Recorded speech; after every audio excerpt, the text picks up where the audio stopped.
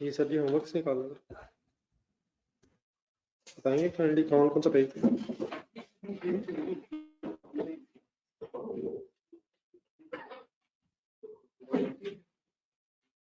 Theory के pages पढ़े हैं सर? एक्टिविटी बेस्ड कॉस्टिंग का कॉन्सेप्ट समझ आ गया?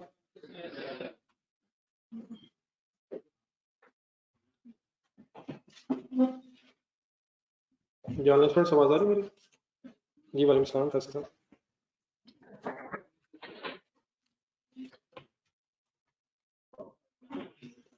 ये लेबर वाले 2 क्वेश्चन से उसको जरा पेज नंबर बताइए। 350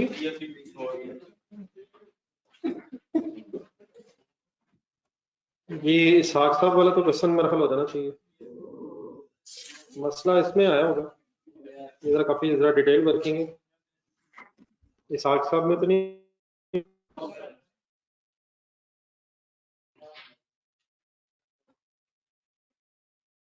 जर्नलिस्ट से हिसाब लिमिटेड कर लिए पेज नंबर 353।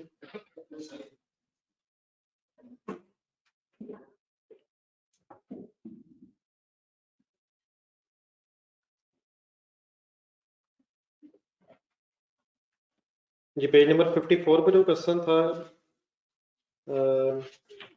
पढ़ लिए ना? इसमें कुछ है फिगर्स डिस्कस कर लो। हाँ नहीं कर लें अच्छी बात।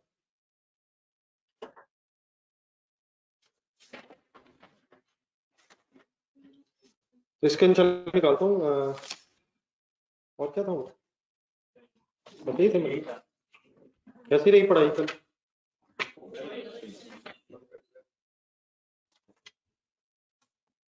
मीनवाइल जरा एक छोटा सा टॉपिक स्टार्ट कर लें, फिर मैं करवाता हूँ। क्वेश्चन करवाना पड़ेगा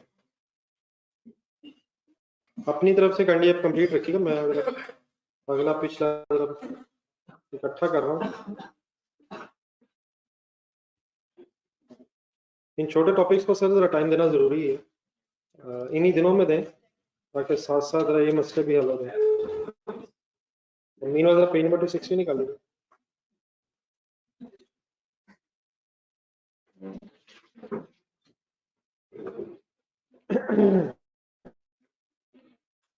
अच्छा इस वक्त ना कोई हो अभी क्वेश्चन यदि नजर आते होंगे आपको, इंडिविजुअली खुद से शुरू ना कीजिएगा क्वेश्चंस, जब तक मैं कहूँ ना। हर एक क्वेश्चन का एक राइट टाइम है, मैं साथ साथ चलेंगे डेफिनेटली ये सारे क्वेश्चन इंशाल्लाह हो जाने, लेकिन अपनी तरफ से करते रहें जरा ताकि आपके पॉइंट्स आइडेंटिफाई हो रहे हैं इसमें, फिर ताकि हम जैसे ही मौका मिले टाइम मिले इसकी डिस्कशन कंप्लीट कर लें। ठीक है सर? पेज नंबर 260 पे इसकी मटेरियल लिखा होगा।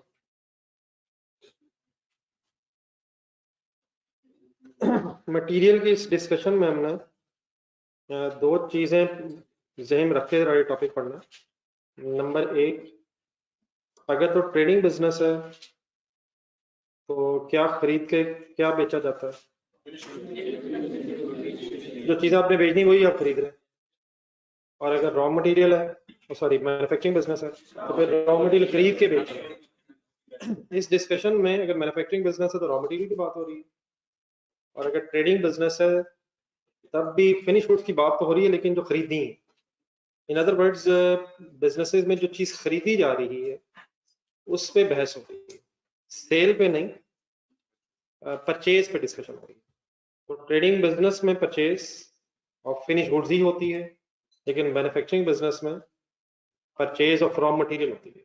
तो हमारा फोकस जरा परचेज पे है, और देन फिर ये है कि परचेज में से अगर चीज़ें बच के स्टॉक में पड़ी हों तो उनका क्या करना, तो वो ये ज़हन में रखकर आप ये पढ़िएगा।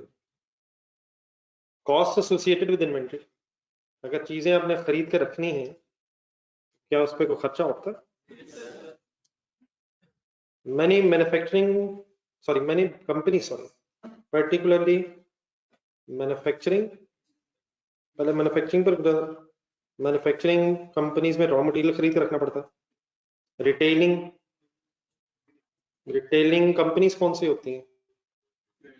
रिटेलर जहां से आप एज ए कंज्यूमर चीजें खरीदते हैं, ये तो गली मोहल्ले में दुकानें, ये सारे रिटेलर हैं। जहाँ से मोबाइल खरीदते हैं हम रिटेलर। अगर कोई फॉर एग्जांपल कोई बाटा सर्विस वगैरह की दुकान पे जाते हैं, वो भी रिटेल शॉप है उनकी, उनकी रिटेल शॉप है। रिटेलर वो होता है जो फाइनल कंज्यूमर को चीजें बेच रहा होता है। लेकिन जरा इसको समझने के लिए थोड़ी सी बड़ी जरा एग्जांपल बना लें। आपने कभी वर्ड सुना होगा मेट्रो, कभी इत्तेफाक हुआ जाने का? वो भी रिटेलर है, चीजें बना के रखी उसने, खरीद के रखी हुई, बेच रहा है वो। कितना स्टॉक पड़ा है उसका? स्टॉक ही तो पड़ा, और पड़ा क्या है? नहीं, स्टॉक ही तो पड़ा है। इतना सारा क्यों रखा हुआ उन्होंने? कस्टमर्स के लिए है। लेकिन कितना पड़ा? ठीक ठाक ही पड़ा। नहीं ये तो नहीं मुझे पता, लेकिन ठीक ठाक पड़ा है। इसी तरह कोई यूरो स्टोर टाइप जगह का ज़हन में आ रहा है? और कोई और यूटिलिटी स्टोर टाइप, ये सब रिटेलर्स हैं। लेकिन मतलब मैं जरा ऐसे एग्जांपल्स बना रहा हूँ जहाँ डिफरेंट आइटम्स पड़े, डिफरेंट टाइप्स ऑफ आइटम्स पड़ी। तो बेकरी वगैरह तो वो तो स्पेसिफिकली बेकरी आइटम्स है। लेकिन ये जिस तरह मेट्रो वगैरह है, इसमें तो सब चीजें पड़ी हैं, वहां से लेके वहां तक, वो से लेके वो तक। तो स्टॉक स्टॉक पड़ा। तो इतना स्टॉक इन्होंने क्यों रखा हुआ? ताकि कस्टमर जैसे ही आए, जिस तरह का आए, जो उसकी डिमांड है उसे पूरा किया जा सके। ठीक है, तो जरा बड़े बिजनेस जहन में रखना है।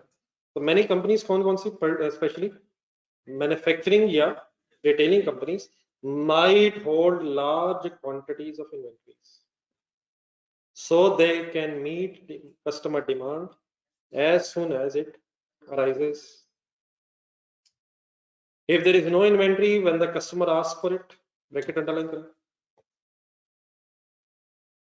स्टॉक इसलिए रखना पड़ता है क्योंकि अगर कस्टमर आया, उसने आपसे कुछ चीज मांगी और आपके पास नहीं है, तो इस सिचुएशन को बोलते हैं स्टॉक आउट हो गए।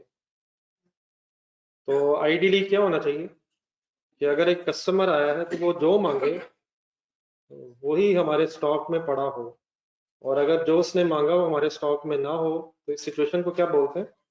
स्टॉक आउट हो गए। तो स्टॉक आउट का कोई नुकसान होगा क्या? सबसे पहले तो अगर चीज होती तो बेच के प्रॉफिट कमा लेते, प्रॉफिट का नुकसान हो गया। नंबर 2, गुडविल का नुकसान हो जाता है। कस्टमर चाहे हमेशा जब भी आए उसे चीज मिल गई हो, लेकिन कभी एक दफा भी ना मिले तो वो कहता है इनको तो होता ही कुछ नहीं। तो आइंदा से वहां पहले जाएगा जहां उसे इस दफा मिलेगा, फिर अगर उसके पास नहीं होगा फिर वापस हमारे पास आए। तो कस्टमर गुडविल का नुकसान हो जाता है। ब्रैकेट के बगैर पढ़े जरा दोबारा sentence. If there is no inventory when the customer asks for it, the customer might buy the product from a competitor instead. However, अब यहाँ से पता क्या चला कि स्टॉक तो रखना जरूरी है, लेकिन अगर स्टॉक रखना है तो 4 मेन खर्चे करने पड़ते हैं। Number 1, cost associated with inventory. Number 1, सबसे पहले क्या करना पड़ेगा सर? खरीदना पड़ेगा। नंबर 2, ऑर्डर्स देने पड़ते हैं। ये जब चीजें खरीदते हैं तो उसके लिए एक परचेज डिपार्टमेंट बनाने पड़ते हैं। बड़ी फैक्ट्रीज, बड़ी कंपनी की बात कर रहा हूँ। परचेज डिपार्टमेंट वाले स्टोर रूम वालों से मुसलसल इन टच रहते हैं और एक रीऑर्डर लेवल सेट किया होता है। रीऑर्डर लेवल का मतलब है कि जब स्टॉक में चीजों की क्वांटिटी किसी सर्टेन लेवल तक आ जाए या उससे कम हो जाए, तो परचेज डिपार्टमेंट वालों का काम ही होता है कि फिर वो उस चीज का ऑर्डर कर देते हैं। अब जब आप ऑर्डर करेंगे तो समटाइम्स चीजों को आप तक आने के लिए भी टाइम चाहिए। मतलब फॉर एग्जांपल आपका बिजनेस लाहौर में, सप्लायर कराची में, तो आप अगर आज ऑर्डर देंगे भी तो सप्लायर को भेजने में और फिर रास्ते में आने में भी टाइम लगेगा। तो लेट्स अज्यूम ट्रक्स वगैरह पे ये चीजें कराएंगी, तो लेट्स अज्यूम 5 से 7 दिन का ट्रेवलिंग टाइम है। तो स्टोर रूम में जब आखिरी यूनिट उठा लेंगे उस दिन ऑर्डर नहीं देंगे आप, क्योंकि अगर फॉर एग्जांपल आखिरी यूनिट आपने उठा ली है और अब आप ऑर्डर कर रहे हैं तो 7-8 दिन तो वैसे ही अब रास्ते में लगने। तो 7-8 दिन अगर कोई कस्टमर आ गया तो स्टॉक आउट होगा। तो इसका मतलब ये हुआ कि जब ट्रेवलिंग टाइम जितना स्टॉक पड़ा रहे, फॉर एग्जांपल अगर 5 दिन लग रहे हैं तो 5 दिन की जब डिमांड के मुताबिक चीजें बची हों उस दिन ऑर्डर कर देना चाहिए, ताकि अगले 5 दिनों में जो चीजें हैं वो इस्तेमाल हो जाए और 5वें दिन आपका वो नया स्टॉक दोबारा अवेलेबल हो जाए। तो री ऑर्डर लेवल सेट होते हैं। ये क्या मतलब री ऑर्डर लेवल? कब ऑर्डर करें? कब ऑर्डर करें, ये सेट किया जाता है। तो उसमें देखेंगे, मतलब नहीं, एक सवाल है, रीऑर्डर लेवल मींस कब ऑर्डर करें, और नॉर्मली कब ऑर्डर किया जाता है कि जब चीजें किसी सर्टेन लेवल पे पड़ी हो, जिसने उस टाइम पीरियड में इस्तेमाल होना है, जिस टाइम पीरियड में स्टॉक ने आप तक आना, उस टाइम पीरियड के अंदर अंदर, ताकि आप स्टॉक यूज कर लें और फिर अगली चीजें अवेलेबल हो जाए। जरूरी नहीं कि जीरो पे ही आप ऑर्डर करें। अगर फॉर एग्जांपल लाहौर से मिल जानी है, फिर हो सकता है कि आपका री ऑर्डर लेवल जरा और कम हो, लेकिन अगर सपोज इंपोर्ट करनी है तो फिर और ज्यादा टाइम पीरियड रिक्वायर होगा। तो री ऑर्डर लेवल अब किस तरह बनाना है, किसने ऑर्डर करना है, इसके लिए पूरे परचेज डिपार्टमेंट्स की जरूरत पड़ती है, जो फिर शोरूम वालों के साथ इन टच रहते हैं डिमांड के हिसाब से, फिर वो परचेजिंग के डिसीजन लेते हैं। लेकिन अगर आप परचेज डिपार्टमेंट बनाएंगे तो वहाँ एम्प्लॉयज होंगे, एम्प्लॉयज पे खर्चे होंगे, तो ये भी हमें इसीलिए परचेज डिपार्टमेंट बनाना पड़ेगा, ताकि हमारी चीजें राइट टाइम पे परचेज हो सके। ठीक है, हमारे आगे बात। फिर थर्ड पढ़े जरा, फिर लिखा हुआ होल्डिंग। अब अगर चीजें खरीदनी है तो उसको रखने के लिए स्टोर रूम चाहिए, जितनी ज्यादा होंगी उतनी ज्यादा जगह चाहिए, इंश्योरेंस करवानी पड़ेगी। फिर अगर पड़ी हुई चीजें, उनमें ये भी खतरा है कहीं बड़ी बड़ी खराबी ना हो जाए बिकने से पहले, आउटडेट ना हो जाए, ऑब्सलीट ना हो जाए। मसलन कोई नया मोबाइल आया मार्केट में, तो एक्सपेक्टेड यही था कि नौजवानों ने भाग भाग के आना, तो आपने फॉर एग्जांपल 1 लाख मोबाइल रख लिया अपने पास, इससे पहले के नौजवान भागते आप तक पहुंचते, रास्ते में नई ऐड आ गई, तो नौजवान उधर आना चाहते थे, रास्ते से उधर मुड़ गए, तो आपके पास जो मोबाइल थे अच्छे भले इस्तेमाल हो सकते हैं, लेकिन वो अपडेट हो गए, तो ये खदशात भी हैं। ठीक है, तो अगर चीजें रखेंगे तो ये नुकसानात भी जेन में रखने पड़ेंगे।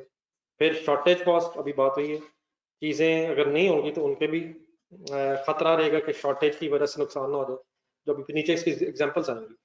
4 मेन चीजें बोलने, फिर इसके एक एक करके एग्जांपल पढ़ते हैं। सबसे पहले आगे परचेज कॉस्ट, फिर आगे ordering cost, holding cost and shortage cost. इसमें से परचेज कॉस्ट होपफुली हमें आइडिया है कि परचेज कॉस्ट क्या होती है। सेकंड से शुरू कर लेते हैं, और सेकंड की चंद एग्जांपल्स पढ़ने, ये अपने पास एक टेबल है नीचे, लेकिन राइट साइड पे आ रीऑर्डरिंग कॉस्ट, राइट साइड पे एक एग्जांपल ऑफ रीऑर्डरिंग कॉस्ट लिखी हुई है। मेन चीज क्या है वैसे रीऑर्डरिंग कॉस्ट, परचेज डिपार्टमेंट है, तो cost of placing an order, for example making telephone calls, documentation, ये कोटेशंस वगैरह मंगवाने का कॉन्सेप्ट होता है। फिर कोटेशंस मतलब मंगवाया जाता है, सप्लायर कौन सा सप्लायर किस क्वालिटी की चीजें कितने की बेच रहा है, उसमें से फिर बेस्ट सप्लायर को आइडेंटिफाई होता है, फिर उसे ऑर्डर दिया जाता है, परचेज ऑर्डर बनते हैं। लेकिन शायद इसे परचेज डिपार्टमेंट कॉस्ट लिखने में बहुत ज्यादा आसानी रहेगी। परचेज डिपार्टमेंट के जो खर्चे हैं उनकी बात हो रही है, कॉस्ट ऑफ प्लेसिंग ऑर्डर्स। फिर ऑर्डरिंग से लिंक ये है कि क्वालिटी इंस्पेक्शन आफ्टर परचेज, ये चेक किया जाता है कि जो चीज मंगवाई थी क्या वही आई है, जिस क्वालिटी की मंगवाई थी वही आई है, सही आई है। इंस्पेक्शन डिपार्टमेंट्स दो जगह यूज होते हैं, एक तो परचेज की क्वालिटी इंश्योर करने के लिए, फिर दूसरा जब आप चीजें बना लेंगे उसकी भी क्वालिटी इंश्योर करनी है। तो मैं इस वक्त कौन सी इंस्पेक्शन की बात कर रहा हूँ, जो चीजें खरीदी हैं ट्रेडिंग बिजनेस में जो खरीदा है, और मैन्युफैक्चरिंग में डेफिनेटली रॉ मटेरियल की बात कर रहा हूँ, तो इसके लिए भी इंस्पेक्शन डिपार्टमेंट बनेंगे। देन फिर कॉस्ट ऑफ डिलीवरी लिखा हुआ, ये क्या चीज है, ये कैरिज इनवर्ड्स है, कैरिज इनवर्ड्स आउटवर्ड्स की बहस नहीं, परचेजेस से रिलेटेड सारी बहस हो रही है। तो ये भी फिर जितने ऑर्डर देंगे उस हिसाब से जो चीजें आएंगी साथ कैरिज भी कॉस्ट नहीं करोगे, transportation cost, carriage, freight charges, वो तो अल्टरनेटिवली यूज हो रहा है। तो these are some of the examples of reorder cost. ऊपर वापस जाए, फिर सी में आता होल्डिंग कॉस्ट। होल्डिंग कॉस्ट ये राइट साइड लेफ्ट साइड पे आपके, लेफ्ट साइड पे जो लिखा हुआ, लेकिन इसमें नंबर 1 में भी समझाता हूँ, पहले आप 2, 3, 4 पढ़ लें। इंश्योरेंस कॉस्ट समझ आती है, ज्यादा स्टॉक ज्यादा इंश्योरेंस कॉस्ट अकॉर्डिंगली।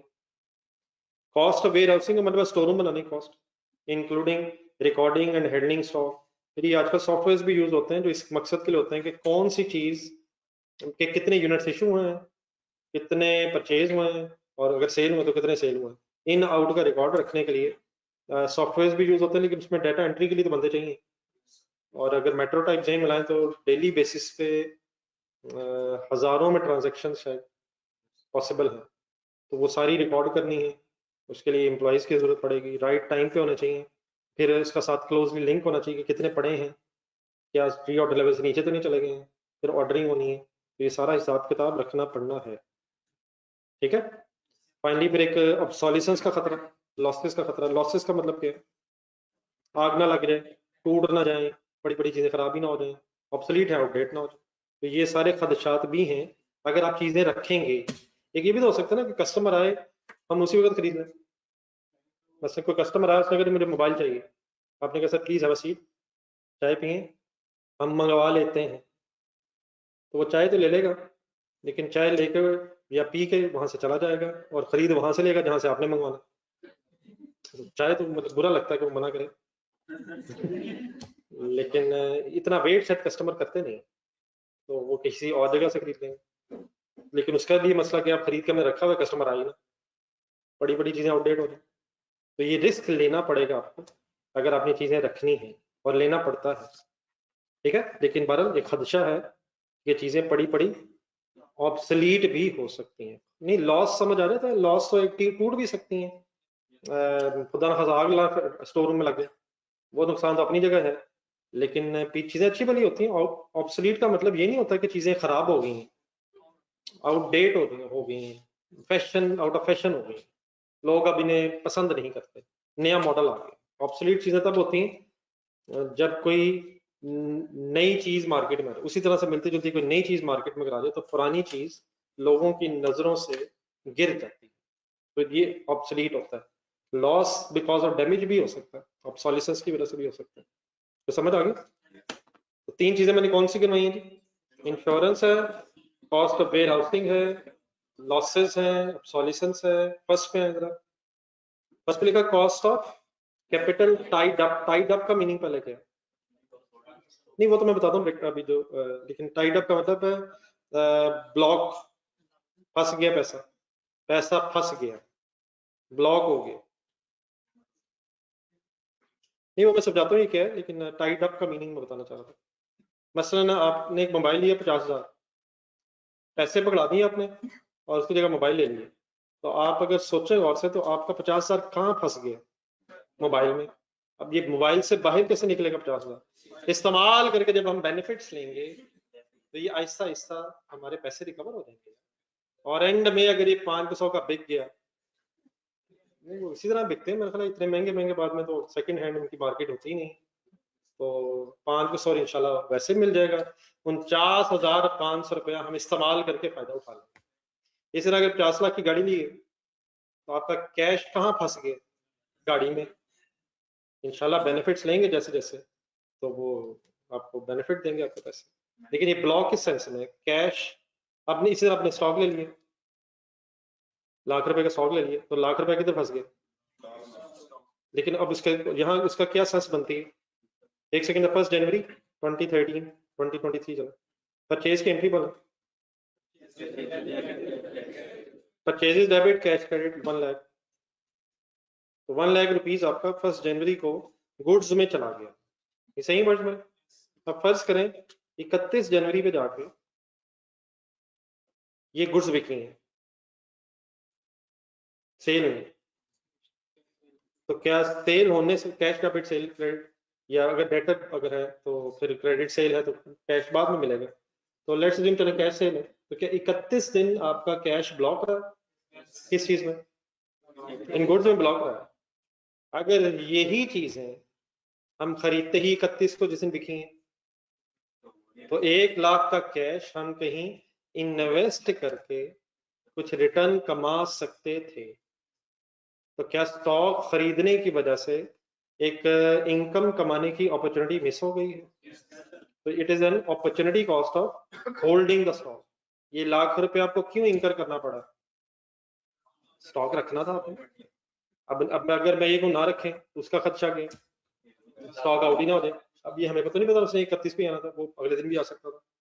लेकिन जितने दिन कस्टमर नहीं आएगा उतने दिन फिर हमारा स्टॉक, हमारी जो सॉरी कैश की अमाउंट है वो ब्लॉक हो जाएगी इन्वेंट्री में, और उतने दिन की फिर आप opportunity to earn investment income miss करते हैं, ठीक है। तो क्या ये भी होल्डिंग की वजह से नुकसान हो रहा है? लेकिन एक और सिचुएशन, सपोज आपके पास पैसे ही नहीं थे लेकिन स्टॉक रखना, स्टॉक आउट तक ना हो जाए, तो अब पैसे कहाँ से अवेलेबल करेंगे? कैश डेबिट लोन क्रेडिट, तो शॉर्ट टर्म लोन ले लेंगे। अब लोन लेके चीजें खरीदी जा सकती हैं? सपोज आपने चीजें खरीदी लोन लेके, एंट्री हुई, परचेज डेबिट कैश क्रेडिट, और जैसे हमने चीजें खरीदी आपका लोन खत्म हो गया, और लोन खत्म हो गया या कैश खत्म हो गया, लेकिन लोन तो एज इट इज है। अब वंस अगेन सपोज 31 जनवरी को जाके ये चीजें बिकी हैं तो कैश आ जाएगा, फिर आप लोन भी वापस करेंगे, लेकिन क्या वो लोन के साथ महीने का इंटरेस्ट भी देना पड़ेगा? तो वो महीने का इंटरेस्ट क्यों इंकर हुआ? क्योंकि आपने स्टॉक लेकर रखना था, कस्टमर कहीं आपका कस्टमर बगैर चीजें ले ना चले जाए और आपका प्रॉफिट का लॉस ना हो जाए। तो या तो अगर अपने पैसे इस्तेमाल किए हैं तो इनकम कमाने की अपॉर्चुनिटी मिस हो जाएगी, और अगर बैंकों से लोन लेके आपको ये स्टॉक रखना पड़ा है तो फिर इंटरेस्ट कॉस्ट इंकर हो जाएगी। दोनों केसेस में नुकसान हो जाएगा। या कैसे? इनकम ना कमा के और या इंटरेस्ट इंकर करके हमें नुकसान हो जाएगा, या तो इंटरेस्ट कॉस्ट आ जाएगी या इनकम कमाने की अपॉर्चुनिटी मिस हो जाएगी। तो ये जो स्टॉक रखने की वजह से हमारा पैसा ब्लॉक हो जाएगा, इस पे जो इनकम कमाई जा सकती थी या इसकी वजह से जो इंटरेस्ट देना पड़ सकता था, वो opportunity cost of holding the stock हो जाएगी। अब समझ आती है बात? एक नजर पढ़े आप जरा ब्रैकेट में क्या लिखा हूँ। इंटरेस्ट कॉस्ट भी है और ऑल्टरनेटिवली क्या कहा जा सकता है, opportunity cost of holding the stock. थोड़ा सा और पढ़ लें जरा, इसी टेबल के नीचे दो लाइनें लिखी हैं। Investment inventory has a cost, and when an organization hold a quantity of inventory it must therefore obtain, अब दो सिचुएशंस लिखी हैं, obtain finance to pay for it या lose an opportunity to earn an extra profit। ये पढ़ने दोबारा दोनों line, या क्या हो जाएगा या क्या हो जाएगा।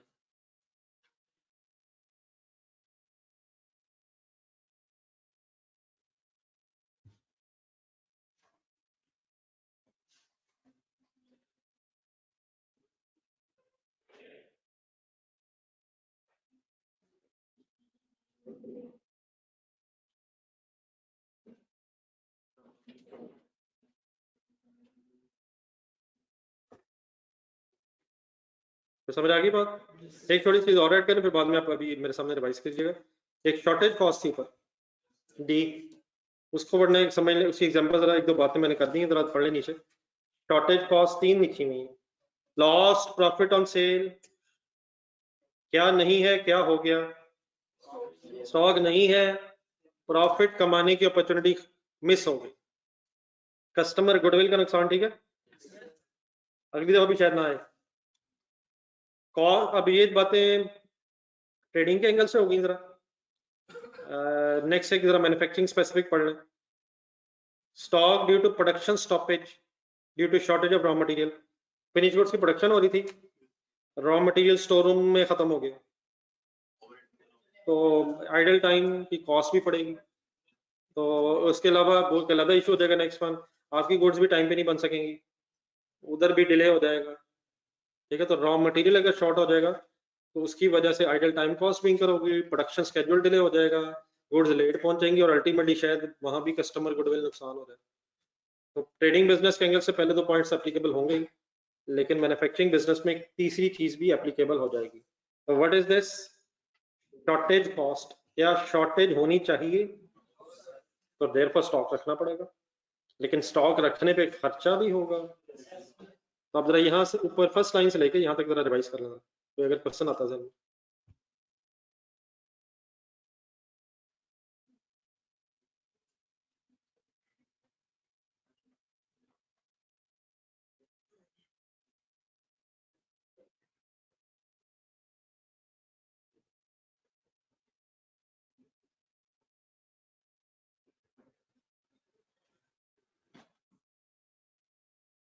जी ऑनलाइन स्टूडेंट साथ हैं जी?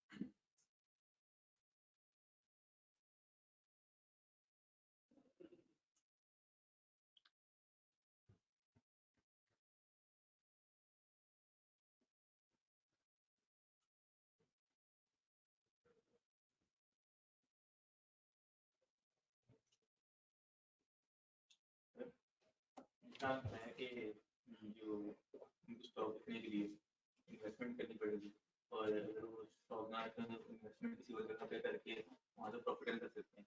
लेकिन अगर स्टॉक की हम जब ये चीज़ सस्ती है उसका करते हैं और रेयर चांस है ये तो बड़ा रेयर सा चांस है कि चीजें इकट्ठी लेंगे बल्क डिस्काउंट मिल जाएगी। नहीं, अब वो दोनों वे करना पड़ेगा। नहीं, मैं ये नहीं कह रहा कि नहीं खरीदें, लेकिन खरीदनी तो है, लेकिन ये जहन में रखें कि ये खर्चा होना है, बस ये at the end of the day कोशिश ये होनी चाहिए खर्चे मिनिमम हो जाए। बस खर्चे तो होने हैं। अगर आप ऑर्डर्स करेंगे ऑर्डरिंग के खर्चे होंगे, चीजें रखेंगे होल्डिंग कॉस्ट आएगी, तो खर्चे तो होने हैं, लेकिन खर्चे ज्यादा ना हो कम हो, बस ये अभी करते हैं बात। नहीं, वो तो डिपेंड करता है ना कि बाद में कितनी प्राइसें बढ़ती हैं, लेकिन इसमें ज्यादा खर्चा मेरे ख्याल ऑब्सोलेसेंस सबसे इंपॉर्टेंट चीज है इसमें। और फिर कितनी ज्यादा खरीद लें, स्टोर रूम कितने बड़े बड़े बनाने पड़ेंगे, तो ये बड़े शदीद खतरात। हाँ, अगर आप ये रिस्क लेना चाहते हैं बिस्मिल्लाह पढ़ें, लेकिन वो खदशे जहन में रखें। ये उधर से सस्ती लेते हुए बल्क डिस्काउंट मिल रही है ले लें, बाद में बेचनी भी तो है, रखनी कहाँ है, फिर उनकी ज्यादा ज्यादा चीजें होंगी, उनकी ज्यादा ज्यादा इंश्योरेंस कॉस्ट आएगी। तो ये सारे चीज फैक्टर्स ध्यान में रखें, बाकी वो तो मसला कोई रखने का इशू नहीं है, लेकिन ये फैक्टर्स बस सही रखें। ठीक है जी,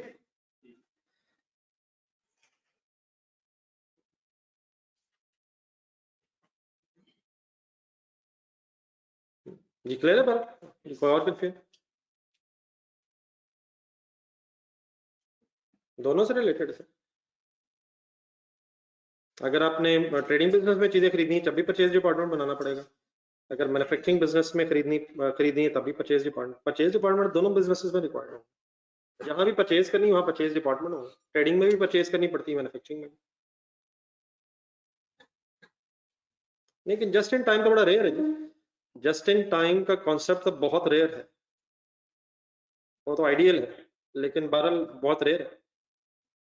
जस्ट इन टाइम बड़ा रेयर है, लेकिन बहरहाल ये जस्ट इन टाइम ये ट्रेडिंग बिजनेसेस में, रिटेलिंग बिजनेस में शायद पॉसिबल भी नहीं है, तो मैन्युफैक्चरिंग एनवायरमेंट्स में पॉसिबल है, वो भी अगर सप्लायर की फैक्ट्रीज बहुत नजदीक हो, जहां आपकी मैन्युफैक्चरिंग हो रही है वहीं सप्लायर भी हो, तो वो तो बड़ी प्लानिंग से अगर ये सप्लायर और मैन्युफैक्चरर्स इकट्ठे हुए हो, सप्लायर सेलर्स, तो फिर पॉसिबल है, अदरवाइज हर जगह एप्लीकेबल नहीं है। ट्रेडिंग बिजनेसेस में तो बहुत मुश्किल है, ये रिटेल शॉप्स है, इसमें अब जो इलेक्ट्रॉनिक्स का सामान पड़ा है ये कहीं और से आया है, गारमेंट्स पड़े हैं तो कहीं और से आए हैं, उसके तो सप्लायर ही, जितनी प्रोडक्ट्स उतने सप्लायर, क्या ख्याल है, बल्कि जितनी प्रोडक्ट्स उसमें भी जितनी वैरायटी, हर एक का अपना अपना सप्लायर।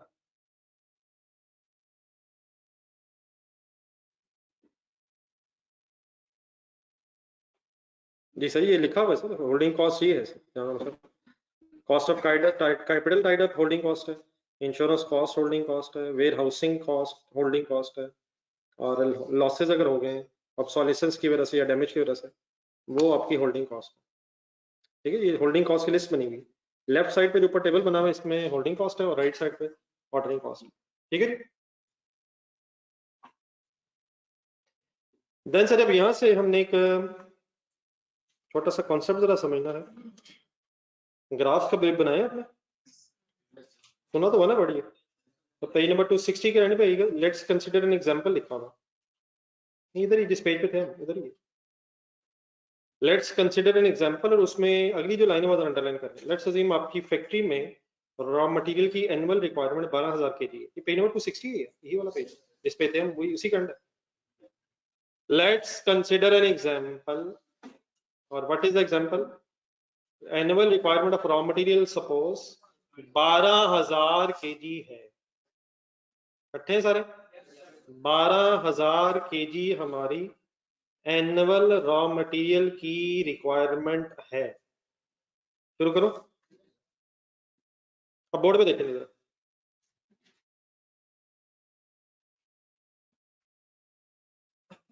पूरे साल में हमें 12,000 kg चाहिए।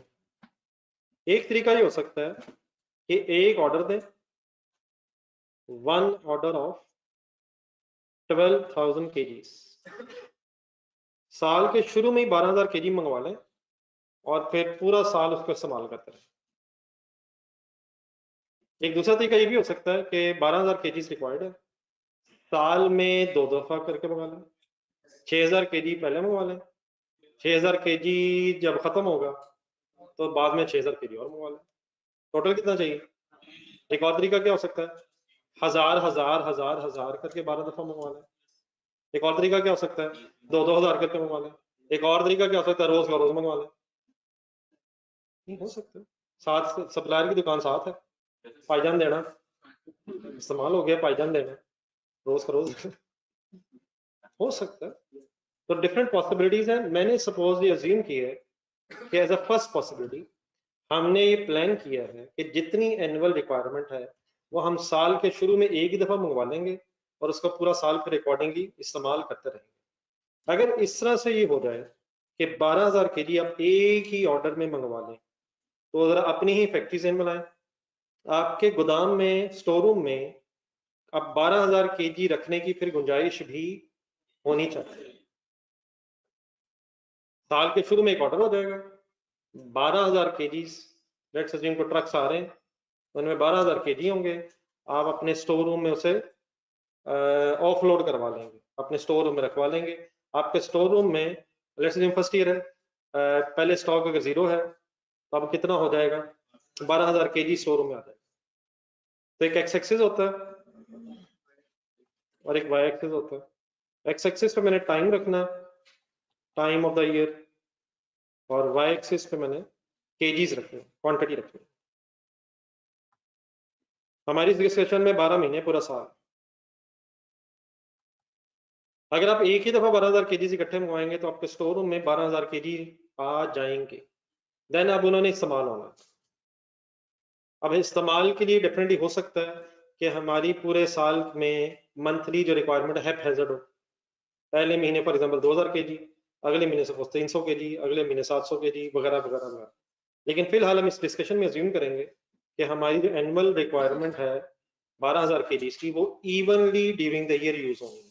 इवनली का मतलब होता है इक्वली, 12,000 kg हैं, 12 महीने हैं, तो इस केस में 1,000 kg हमारी हर महीने की रिक्वायरमेंट है। और कैलकुलेटर जरा पकड़ें, 1,000 kg अगर पर मंथ है और नॉर्मली ऑन एवरेज अगर 30 डेज अज्यूम किए जाए तो 1,000 डिवाइड बाय 30 करें, तकरीबन 33 kg समथिंग हमारी डेली डिमांड। और इसे भी अगर पर आवर बनाना चाहें, पर मिनट बनाना चाहें तो वो पॉसिबल है। इवनली का मतलब इक्वली है, ये डिमांड इवनली स्प्रेड हुई हुई है। हैज़र्ड यकीनन हो सकती है, लेकिन अगर फर्स्ट सिनेरियो में क्या अज्यूम कर रहा हूँ कि demand is spread evenly over the year, which means gradually gradually gradually gradually ये स्टॉक कम होता होता होता जीरो हो जाएगा। लेकिन कब जीरो होगा, 12 महीने बाद। ऐसे ही जरा एक सेकंड के लिए मिड ऑफ द ईयर जहन बनाएं। लेट्स अज्यूम हमारा पीरियड स्टार्ट हो रहा है जनवरी से दिसंबर, जनवरी टू दिसंबर, 30 जून जहन बनाएं। 30 जून वाले दिन हमारे स्टोर रूम में रॉ मटेरियल पड़ा होगा, कितना पड़ा होगा, आधा पड़ा होगा। 6,000 kg क्यों रह जाएगा जी, 12,000 kg है, इक्वल एनुअल डिमांड है, इक्वल मंथली डिमांड है। फॉर एग्जांपल जनवरी गुजरा तो अप्रोक्सीमेटली 11,000 kg रह जाएगा, फरवरी गुजरा 10,000 रह जाएगा, एक और महीना गुजरा 9,000, 8,000, 7,000, एग्जैक्टली किस दिन 6,000 kg रह जाएगा।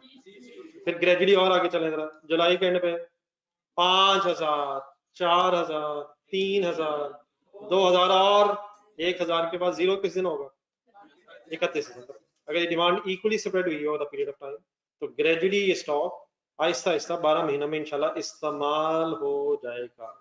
लेकिन अब जरा बोर्ड पे देखें, आप मुझे यहाँ से बता सकते हैं कि हमारा इस साल का एवरेज स्टॉक क्या है। एवरेज मैंने कहा, मैक्सिमम बताएं क्या है, 12,000, मिनिमम बताएं क्या है। 0, मिनिमम 0 पे भी आएगा। कब आएगा? ईयर एंड पे। मैक्सिमम कब आया? तो एवरेज का यहाँ से एक फॉर्मूला बनाना हमने कि ओपनिंग भी कह सकते हैं वैसे, स्टार्टिंग कितना है 12,000, एंडिंग कितना है डिवाइड बाय 2 करके, मैक्सिमम मिनिमम या opening closing plus divide by 2, on average stock कितना रहा हमारा पूरा साल? हमारा स्टॉक क्या 12,000 रहा या हर वक्त 12,000 रहा?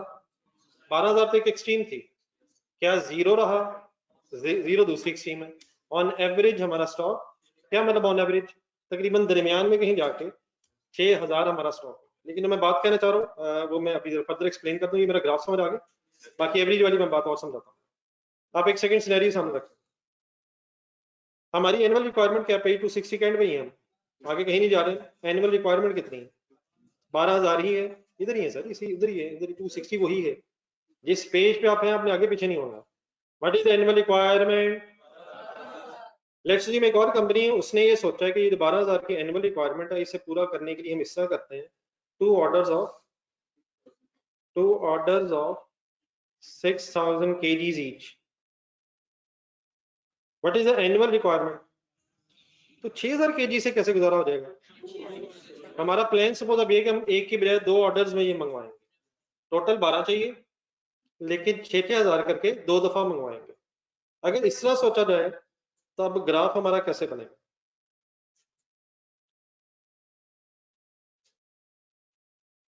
जी, साल के शुरू में आप पहला ऑर्डर कर देंगे, अब कितने केजीज आएंगे? 6,000,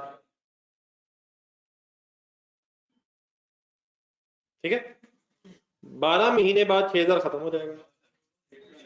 अब 6 महीने बाद अगर ये डिमांड इवनली है तो 6 महीने बाद means end of June, suppose अगर दिसंबर ईयर एंड है तो जून के एंड पे हमारा ये 6,000 स्टॉक खत्म हो जाएगा। उसके बाद फिर हमारा प्लान क्या होगा कि 1 जुलाई को दोबारा कितना हो जाए? 6,000, फिर ट्रक्स आएंगे 6,000 उनमें क्वांटिटी होगी तो 6,000 स्टॉक हमारा बढ़ जाएगा और फिर ये ग्रेजुअली यूज होके 12 महीने बाद इंशाल्लाह पूरा खत्म हो जाएगा। समझ आ रहा है सर? ये 2 पहाड़ क्यों बन गए? पहले एक था, एक ही दफा ये ऑर्डर है, बाद में उससे इस्तेमाल होना। अब यहाँ क्या होना है? 6,000 ने पहले यूज हो जाना है, 6 महीने बाद फिर दूसरा आना है, फिर उसने इस्तेमाल होना है, टोटल 12,000 ही है। अब जरा इस एंगल से बोर्ड पे देखें जरा, what is the maximum stock? 6,000 तक जाएगा। What is the minimum stock? अब पहले 6 महीनों को सिर्फ देखें, what is the maximum stock of 6 months? What is the minimum? What is the opening stock of first 6 months? 6,000 0। अब यहाँ से एवरेज कितना बनता है? अप्रोक्सीमेटली अब 6 महीने अगर है तो इनका मिड बनेगा 3 महीने बाद। हिम्मत हिम्मत जवाना हिम्मत। तकरीबन 3 महीने में जनवरी फरवरी मार्च एंड में बताएं कितना स्टॉक पड़ा होगा? कैसे? 6,000 लिया था, 1,000 करके से यूज होना, तो 3 महीने बाद 3,000 रह जाएगा। नेक्स्ट 6 मंथ्स में, नेक्स्ट 6 मंथ्स कौन से हैं? जुलाई, अगस्त, सितंबर, अक्टूबर, नवंबर, दिसंबर। नेक्स्ट 6 मंथ्स के एंगल से जब सितंबर एंड आएगा तो सितंबर एंड पे भी कितना पड़ा होगा? 3,000। 9 मंथ्स के बाद अगर पूरे साल के एंगल से देखा जाए, तब क्वेश्चन सुने मेरा गौर से। फर्स्ट 6 मंथ्स का एवरेज स्टॉक कितना है? फर्स्ट 6 मंथ्स का एवरेज स्टॉक, सेकंड 6 मंथ्स का एवरेज स्टॉक, पूरे साल का एवरेज स्टॉक 6,000। पहले 6 महीनों का एवरेज स्टॉक 3,000, दूसरे 6 महीनों का, तो इसका मतलब पूरे साल ही ऑन एवरेज कितना स्टॉक पड़ा है? 6,000। 6,000 3,000 और 3,000 जमा 3,000 इज इक्वल टू 9,000। 6 तो बनता ही है। एक और एग्जांपल देखने पहले, फिर बाद में कंक्लूड करता हूँ। यहाँ मैंने सेकंड ग्राफ में क्या अज्यूम किया? कितने ऑर्डर? 2 ऑर्डर। लेट्स अज्यूम हमारा प्लान है कि 3 ऑर्डर देंगे, 3 ऑर्डर्स। एनुअल रिक्वायरमेंट 12,000 ही, 12,000 ही एनुअल रिक्वायरमेंट है। 3 अगर ऑर्डर्स होंगे तो बताएं एक ऑर्डर का साइज क्या होगा? मैंने एक वर्ड बोला ऑर्डर साइज, इसका क्या मतलब होगा? Quantity in an order, quantity in an order. In other words, जब हम ऑर्डर करेंगे तो कितने केजीज का करेंगे? ऑर्डर साइज, ऑर्डर में कितने केजीज होंगे? तो 12,000 रिक्वायरमेंट है, 3 ऑर्डर अगर इक्वल करेंगे तो एक ऑर्डर का साइज क्या होगा? 4000 kg। तो समझ आती है सर? इस केस में मेरा ग्राफ अब कैसे बनेगा? एक मिनट एडजस्ट। पहला ऑर्डर यही मिलाएं। पहले ऑर्डर में कितने केजीज आएंगे? 4000। 4000 केजीज कब खत्म हो जाएंगे गिन के बताना। जनवरी, फरवरी, मार्च, अप्रैल, 4 महीनों बाद खत्म हो। 4 महीनों बाद इंशाल्लाह दोबारा स्टोर में कितने आ जाएंगे? 4000 केजी। फिर वो कब खत्म होंगे? 8 महीनों बाद। साल के एंगल से अगले 4 महीने बाद मींस साल के 8 महीनों बाद। कौन सा महीना आ गया 8वां? 21 गिन लेंगे। फिर दोबारा इंशाल्लाह स्टोर रूम में 4000 केजी आएंगे और 12 महीनों बाद दिसंबर पे इंशाल्लाह वो भी एंड हो जाएगा। ओके है सर? बताएं पहले 4 महीने जरा देखें। What is the maximum stock, what is the minimum, what is the opening. वही ओपनिंग क्लोजिंग के एंगल से भी हो सकता है। तो what is the average stock of first 4 months, what is the average stock of next 4 months and what is the average stock of last 4 months। तो what is the average stock of the year. 6 हो गया। फिर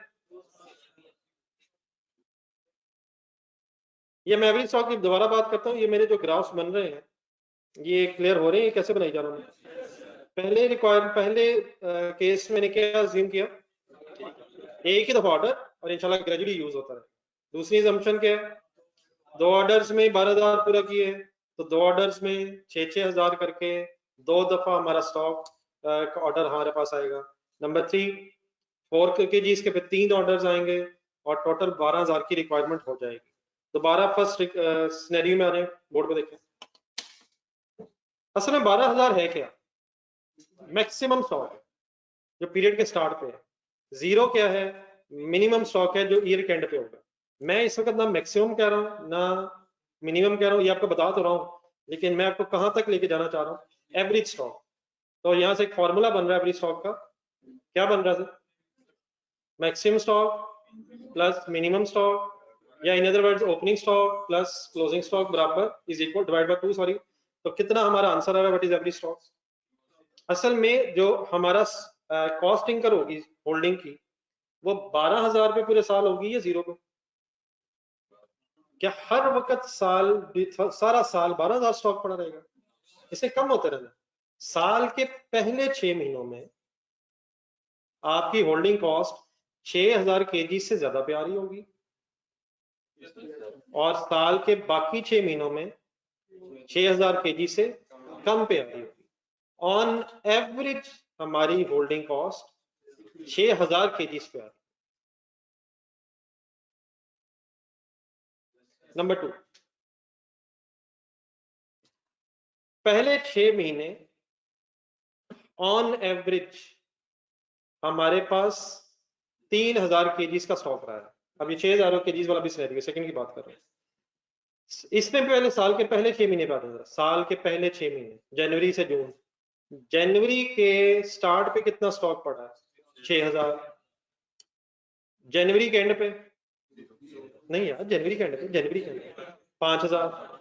फरवरी के and पे, मार्च के जब आप and में आएंगे तो 3000 केजी स्टॉक रह जाएगा और फिर मार्च के बाद जब अप्रैल मई जून की बात करेंगे तो 3000 से कम होगा।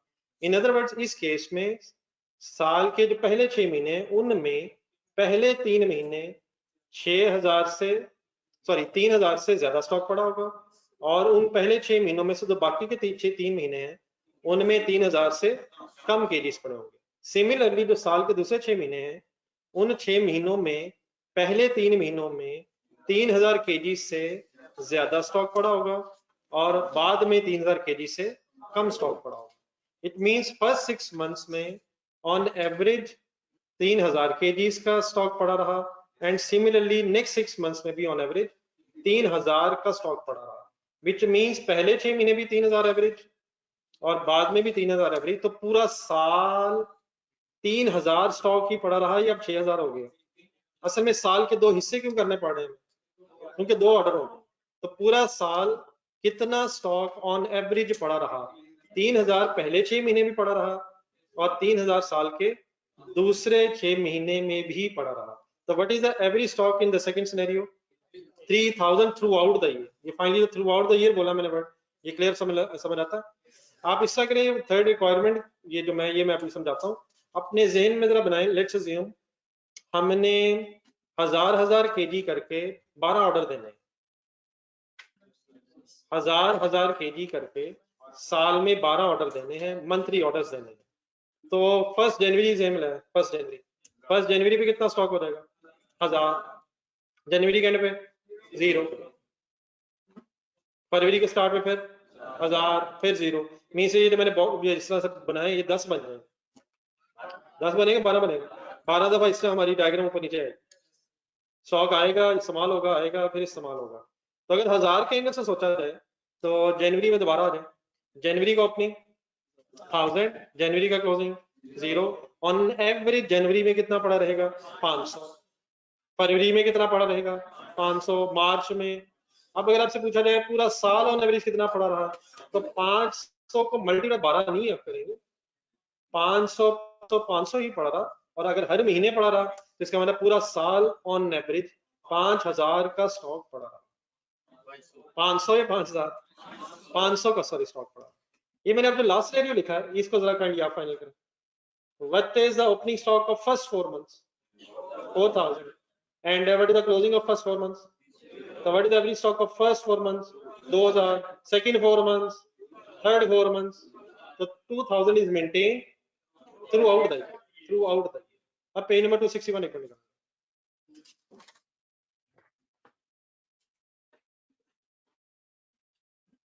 लेट मी कंक्लूड, फिर उसके बाद मैं रुक जाता हूँ, फिर आपको अगर कोई क्वेश्चन देने में आता है। आपने ये करना भी है कि आपके सामने ये ग्राफ्स बने हुए तीनों जो मैंने बनाए, लेकिन इनके सामने ना ग्राफ्स के एक छोटा सा पैराग्राफ लिखा हुआ तीनों के सामने।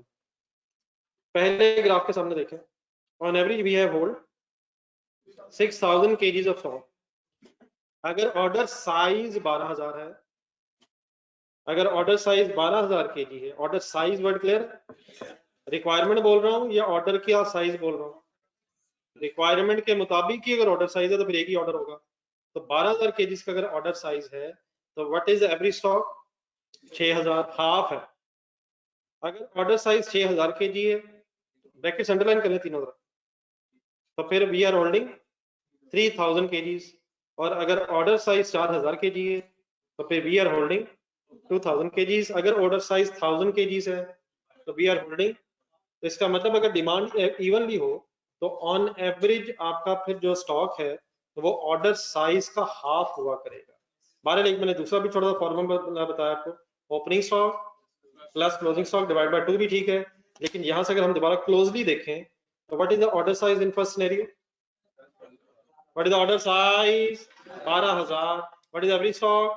6000, हाफ है। What is the order size in the second scenario? What is the average stock? half. What is the order size in the third scenario? And what is the average stock? What is the order size in the fourth scenario जो हमने ज़हन में बनाया था 1000? Therefore, what is the average stock? तो अगर demand evenly हो तो order size divide by 2, order size divide by 2 से भी एवरेज पता चल जाएगी। तो यहाँ तक आप सोच लें, आप एक दफा ग्राफ भी देख लें, मेरी किसी बात में अगर कंफ्यूजन रह गई है तो पहले वो एड्रेस कर लेते हैं। जी ऑनलाइन स्टूडेंट्स आप भी करना। जी फैसल क्लियर हो गए? फैसल आप है? नहीं आप तो, अब तो मिस्टर काशिफ है। जी फैसल मैंने इसलिए कहा है क्योंकि फैसल के अलावा इसका कोई जवाब नहीं दे रहा, जान मोहम्मद साहब भी कहीं गायब लग रहे हैं। बाकी जो ऑनलाइन स्टूडेंट्स हैं कोई कंफ्यूजन तो नहीं? नहीं लाइट तो नहीं है, लेकिन ये कैसे हो सकता है कि मोबाइल चार्ज ना हो? और सर बैंक में मौजूद है, लंबे बात जाने दें यार, जिन्हें ऑनलाइन क्लास पढ़नी होती है ना एहतियात रखी होती है पहले। क्या हो गया सर, क्या हो गया? अभी नौजवान मिला मुझे बाहर, उसने कहा सर वो तो कोई इशू नहीं है, 27 घंटे तक कोई मसला नहीं, लोगों के पास बैंक मौजूद है। कौन से बैंक? वही बैंक जो आपको पता है सर। जिन्होंने पढ़ना है माशाल्लाह, एक भाई कह रहे हैं मेरा 2 लैपटॉप है। प्लान है पैसा जी, मतलब बैकअप रखे हैं मतलब।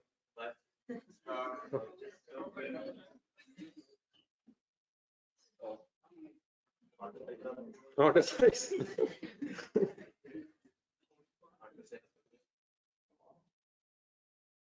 ये क्लियर है जी, जहाँ तक जो बहस हुई है?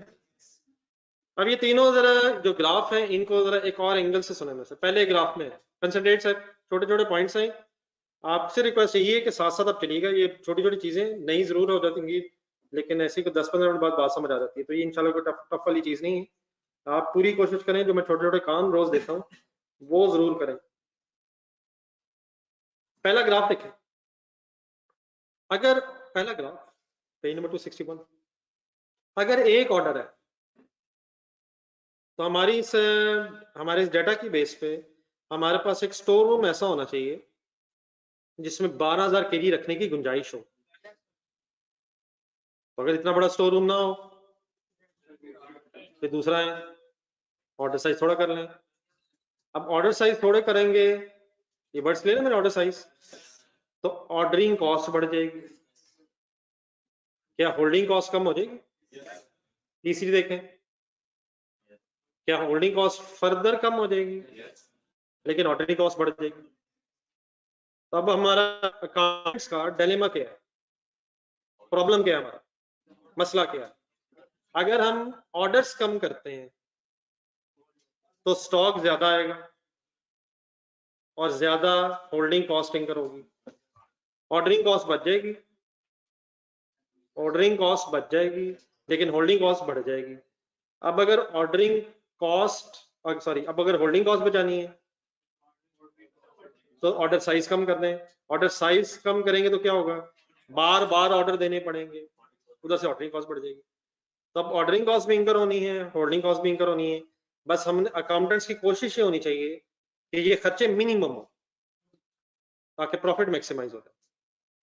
प्रॉब्लम किधर है जी, ऑर्डर्स बढ़ाते हैं तो क्या होगा, नहीं ऑर्डर्स बढ़ाते हैं, ऑर्डर कॉस्ट बढ़ जाएगी, हाँ होल्डिंग कॉस्ट बढ़ जाएगी, लेकिन अगर नहीं, मेरा ख्याल सही कह रहा हूँ, ऑर्डर्स बढ़ाएंगे, ऑर्डर्स बढ़ाने का मतलब क्या है, बार बार ऑर्डर करें, डेफिनेटली छोटे छोटे ऑर्डर करें, छोटी छोटी क्वांटिटी ऑर्डर करेंगे आप।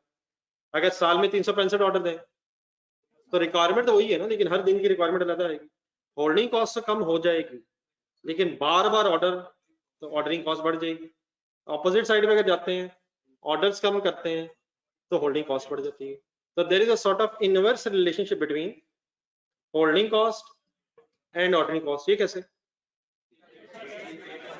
नहीं वो कैसे कैसे कैसे, ऑर्डर्स बढ़ेंगे, ऑर्डरिंग कॉस्ट बढ़ जाएगी, लेकिन होल्डिंग कॉस्ट कम क्यों होगी, क्योंकि जब ऑर्डर्स बढ़ेंगे तो ऑर्डर साइज कम हो जाएगा। तो इस तरह की तरफ चीजें जरा आखिरी दो पैराग्राफ में आके जरा मैं फाइनल करूंगा, इंग्लिश में गौर से पढ़िए।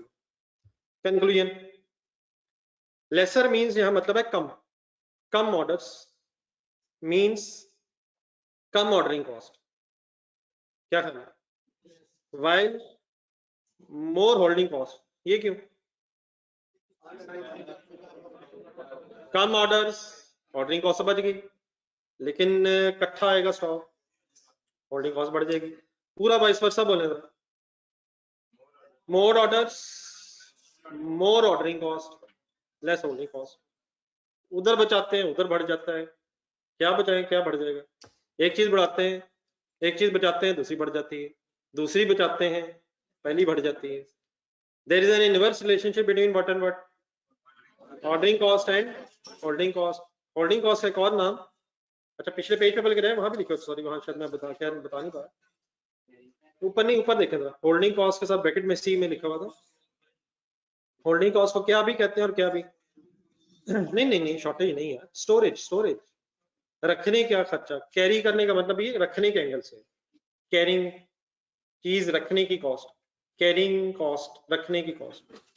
आ जाओ वापस, एक और एंगल से लिखा हुआ है, lesser orders, less order more purchase in bulk, सही है, इकट्ठा, more orders less purchase in order, less purchase in bulk, less stock.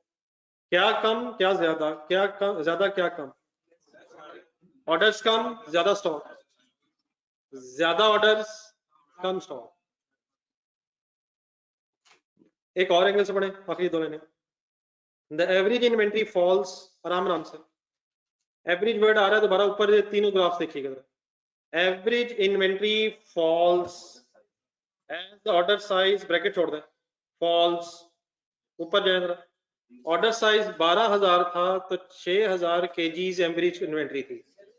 अगर आपने ऑर्डर साइज किया 6,000 तो आपकी एवरेज इन्वेंट्री भी कम हो गई। क्या कम होने से क्या भी कम हो गया?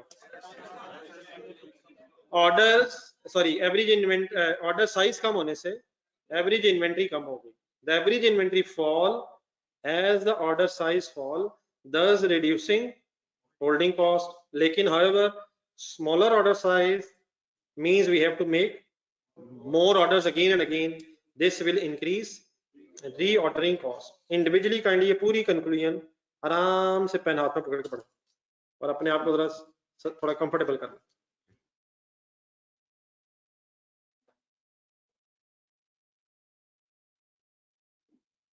ये फैसला वो भी करते हैं बाकी बातें भी करते हैं, लेकिन यहाँ तक काइंडली ऑर्डरिंग और होल्डिंग कॉस्ट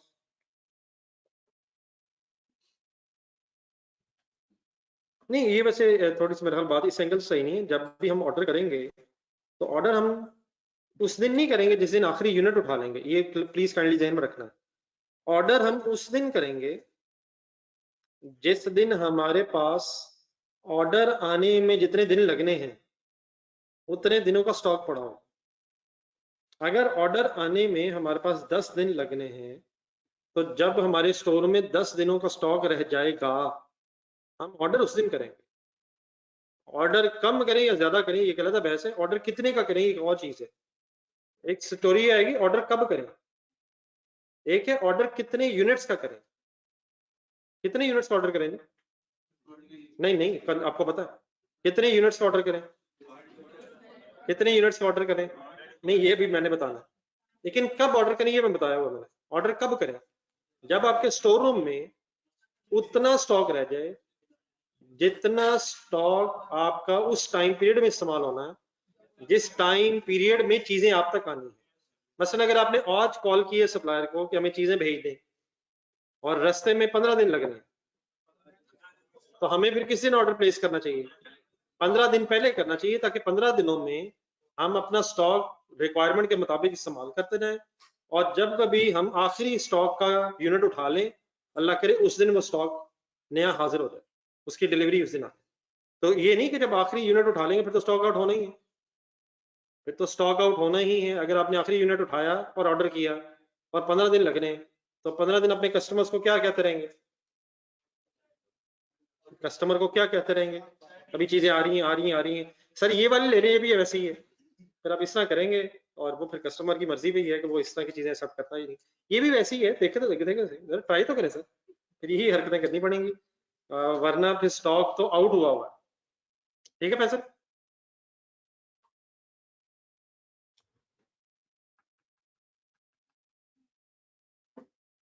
जी पढ़ लीजिए आप लोग दोबारा।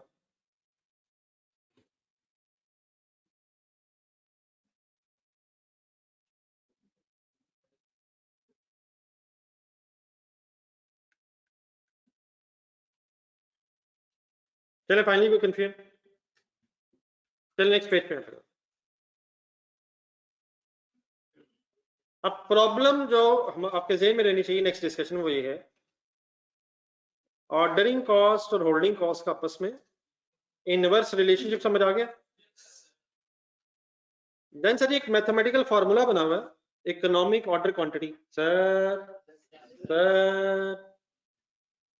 इकोनॉमिक ऑर्डर क्वांटिटी नहीं मतलब सीधा हो गया जरा, मतलब भाई को डिस्टर्ब हो रहा है आपको। ये मेरे पास आ जाए, इधर आ जाए, नई दोस्ती होगी, ये नए नए मसला बन गया। एबीसी कॉस्टिंग की वजह से दोस्ती हुई थी कि मेरी किताब में नहीं है चैप्टर, अब गेम ऑन ही होगी। आराम से अगले पेज अगले जगह पे आके बैठे। इकोनॉमिक ऑर्डर क्वांटिटी एक मैथमेटिकल एक फॉर्मूला भी आपके सामने आएगा। ये मैथमेटिकल फॉर्मूला बताता क्या है? सबसे पहले तो ये इंपॉर्टेंट चीज है जी, वर्ड्स पढ़ें जरा हेडिंग में क्या लिखे हुए। नहीं इकोनॉमिक क्या, ऑर्डर क्वांटिटी का यह मतलब है ऑर्डर साइज। ये फॉर्मूला ये बताएगा कि कितने यूनिट्स का ऑर्डर दिया जाए ताकि खर्चा कम से कम हो जाए। Economic what is the abbreviation of this story? EOQ. EOQ बताता क्या है? Order size. कौन सा ऑर्डर साइज? जिस पे खर्चा मिनिमम हो जाएगा, इंशाल्लाह वो मैं अभी एक्सप्लेन करूंगा। लेकिन इससे पहले कि हम ये EOQ का फॉर्मूला पढ़ें और इसको अप्लाई करें, सबसे पहले आपके पास ये लिखा हुआ है कि EOQ का फॉर्मूला डेवलप करते हुए कुछ अजम्पशंस ली गई हैं और उन अजम्पशंस की कोई इंप्लीकेशंस भी हैं। जब हम ये अजम्पशंस पढ़ेंगे तो आपको कुछ अजम्पशंस ऐसी लगेंगी जो अनरियलिस्टिक हैं, प्रैक्टिकली दुनिया और है, लेकिन पहले हम ये वर्किंग एज इट इज इन्हीं अजम्पशंस की बेस पे करेंगे। ऑब्वियसली अगर वो अजम्पशंस रेलिवेंट ना हो तो फिर क्या होता है, वो अलग बहस करेंगे। सबसे पहले हम क्या करेंगे कि EOQ की जो अजम्पशंस हैं उनको जहन में रख के अप्लाई कर लेंगे स्टोरी, और बाद में जब इंशाल्लाह आगे चलेंगे तो अगर ये अजम्पशंस वायलेट होंगी तो फिर वर्किंग कैसे होनी चाहिए वो इंशाल्लाह मिलजुल कर डिस्कस करेंगे। तो आइए इससे पहले कि हम EOQ का फॉर्मूला पढ़ें, ये फॉर्मूला किन अजम्पशंस की बेस पे है, आए जरा एक एक करके मेरे साथ पढ़ें। एक टेबल बना हुआ, 3 अजम्पशंस हैं और उन अजम्पशंस की फिर आगे इंप्लीकेशंस लिखी हुई हैं। Number 1 assumption, there is underline no bulk purchase discount. क्या होती है बल्क परचेज डिस्काउंट? क्या हकीकत यही है कि अगर चीजें ज्यादा खरीदी जाएं तो डिस्काउंट मिल जाती है? लेकिन EOQ की पहली अजम्पशन क्या है कि क्वांटिटी जितनी मर्जी ऑर्डर की, प्राइस सेम रहनी है, which means bulk purchase discount नहीं। इसकी इंप्लीकेशन अब क्या है? Order size does not affect the total annual purchase cost of item. मतलब इसका ये है, बोर्ड पर देखो, फॉर एग्जांपल 12,000 kg और आप 12,000 kg इकट्ठे खरीदें तो 10 रुपया पर यूनिट कॉस्ट है, 1,20,000 रुपये आपकी रॉ मटेरियल कॉस्ट हो जाएगी। लेट्स अज्यूम सेकंड सिनेरियो में रिक्वायरमेंट 12,000 ही है, लेकिन आपने डिसाइड किया कि आप 6,000 kg मंगवाएंगे, 10 रुपये एज इट इज ही रहना है, बल्क परचेज डिस्काउंट नहीं है। इट मींस 60,000 रुपये परचेज कॉस्ट हो जाएगी। लेकिन क्या आपको एक दफा दूसरा ऑर्डर देना पड़ना 6,000 का, और वो भी 10 रुपए का ही होगा, which means total purchase cost अभी भी 1,20,000 है। फर्क सिर्फ क्या है कि 12,000 इकट्ठा मंगवा लिया था, और सेकंड सिचुएशन क्या है कि 6,000 करके मंगवा लिए। प्राइस ने अगर क्वांटिटी ऑर्डर के साथ वेरी नहीं करना तो आपकी total purchase cost 1,20,000 mean same रहेगी। फॉर एग्जांपल आपका प्लान बना है कि आप 1,000 kg करके मंगवाएंगे, तब भी 10 ही रहना है, मीन्स 10,000 हो जाएगा। लेकिन ये 10,000 फिर कितनी दफा रिपीट होगा? 12 दफा, टोटल 12, 1,20,000 ही रहेगा। लेकिन अगर बल्क परचेज डिस्काउंट मिल जाए तो क्या फिर परचेज प्राइस भी वेरी कर जाएगी? और परचेज प्राइस भी वेरी करने से फिर परचेज कॉस्ट भी एक रेलिवेंट कॉस्ट बन जाएगी इस डिसीजन में। यहाँ वंस अगेन एक डिसीजन होना है, डिसीजन मेकिंग बीच में आनी है। डिसीजन मेकिंग में कुछ चीजें रेलिवेंट होती हैं, कुछ नॉट रेलिवेंट होती हैं। अगर बल्क परचेज डिस्काउंट नहीं है तो इसका मतलब ये हुआ कि ऑर्डर साइज के चेंज होने से प्राइस पर यूनिट पर केजी ने चेंज नहीं होना, विच मींस हम ऑर्डर साइज बढ़ाएं या कम करें, परचेज कॉस्ट का टोटल सेम रहना है, विच मींस परचेज कॉस्ट इस डिसीजन में फिर इररिलेवेंट हो जाएगी। लेकिन अगर बल्क परचेज डिस्काउंट अवेलेबल है तो क्या फिर भी परचेज प्राइस इररिलेवेंट रहेगी? फिर रिलेवेंट हो जाएगी। लेकिन EOQ में पहली अजम्पशन क्या है कि बल्क परचेज डिस्काउंट नहीं है, देयरफॉर कौन सी कॉस्ट इररिलेवेंट हो जाएगी। सेंटेंस पूरा कर लें, जरा सेंटेंस पूरा कर लें, इंप्लीकेशन जो लिखी हुई है। Order size does not affect the total annual purchase cost of item, therefore purchase cost can be ignored in the decision. Underline कर लें जरा ढूंढे वर्ड्स।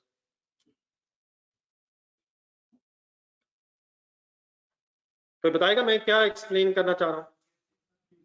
EOQ में क्या ज़ूम किया हुआ है? बल्क डिस्काउंट नहीं है, देयरफॉर ऑर्डर साइज ज्यादा हो या कम हो, टोटल परचेज कॉस्ट सेम रहेगी, विच मींस हमारे डिसीजन से कि ऑर्डर कितने का होना चाहिए, परचेज कॉस्ट से चेंज नहीं होना, तो वो कॉस्ट जो आपके डिसीजन से चेंज ना हो उसे क्या कहते हैं, इररिलेवेंट कॉस्ट हो जाती है। एक सेकंड के लिए पेज नंबर 260 पर वापस आए। ये 4 कॉस्ट आइडेंटिफाई हुई थी, जरा शॉर्ट वर्ड्स में बोल दें कौन कौन सी?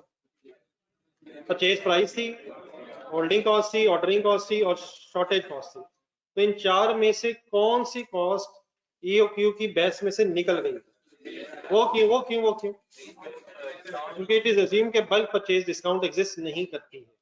हाँ, जब हम आगे चलेंगे बल्क परचेज डिस्काउंट होती है, उसकी वजह से फिर प्राइसेस कम हो जाती हैं, तो जब वो आएगी तो इट मींस ईओक्यू की वायलेशन हो गई है, तो अकॉर्डिंगली फिर परचेज कॉस्ट को भी रेलिवेंट कंसिडर करके वर्किंग करेंगे। ठीक हो गया। लेकिन कभी भी अगर एज इट इज आप ईओक्यू लेवल पे वर्किंग कर रहे हो तो उसकी बेसिक अजम्पशन नंबर 1 क्या है कि no bulk purchase discount exist. Number 2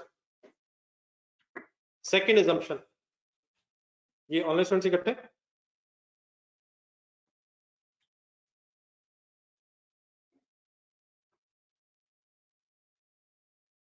the order lead time, इसको अंडरलाइन कर लो, ब्रैकेट में जाए, लीड टाइम पढ़े क्या होता है। It is a time period from placing the order and receiving delivery from supplier. ये शायद बात भी हो रही थी। 15 दिन लगते हैं सपोज ऑर्डर प्लेस करने से लेके चीजें आप तक आने में, तो ये 15 दिन क्या कहलाते हैं, lead time, order lead time. 10 दिन लगते हैं कब से कब तक, 2 दिन लगते हैं कब से कब तक, तो लीड टाइम किसे कहते हैं, कब से कब तक का टाइम पीरियड लीड टाइम कहलाता है। प्लेसिंग द ऑर्डर से लेके रिसीविंग डिलीवरी फ्रॉम सप्लायर तक का जो टाइम पीरियड है वो लीड टाइम कहलाता है। ब्रैकेट के बगैर सेंटेंस पूरा करें, the order lead time is constant known. Number 1 known भी है और नंबर 2 जो नोन है वही कांस्टेंट भी रहना है। मतलब फॉर एग्जांपल हमें पता है कि सप्लायर से हमारे पास चीजें आने में 10 दिन लगने हैं और हमेशा 10 ही लगने हैं, इसने एज इट इज कांस्टेंट रहना है। नंबर 1 हमें पता भी है कि 10 दिन लगने हैं और नंबर 2 इस 10 ने 10 ही रहना है।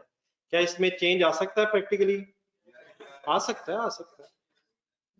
कराची से लाहौर चीजें आ रही हैं, समटाइम्स हो सकता है कि रास्ते में कोई खास रुकावटें ना हो तो टाइम पे चीजें आ जाएं, वरना किसी वजह से रास्ते में अगर कोई प्रॉब्लम्स है तो डिले भी हो सकता है।